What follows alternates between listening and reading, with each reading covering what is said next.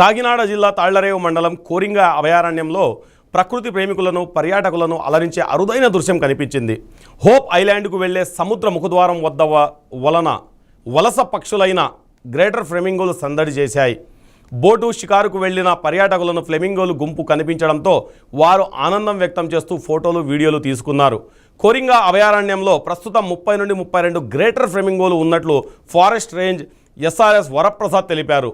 గత ఏడాది కేవలం ఒకే ఒక్క ఫ్లెమింగో కనిపించగా ఈ ఏడాది జనవరిలో 70 ఫ్లెమింగోలు నమోదు కావడం, ప్రస్తుతం 32 పక్షులు ఉండడం సానుకూల పరిణామమని పేర్కొన్నారు. కోరింగ అభయారణ్యంలో ఉన్న చిత్తడి నేలలు, అనుకూల పర్యావరణ పరిస్థితుల కారణంగా ఫ్లెమింగోలతో పాటు ఇతర వలస పక్షులు కూడా ఇక్కడ తరలి వస్తున్నాయని అధికారులు వెల్లడించారు. ఈ పరిణామం అభయారణ్య జీవ వైవిధ్యానికి మరింత బలోపేతం చేకూరుస్తుందని చెబుతున్నారు.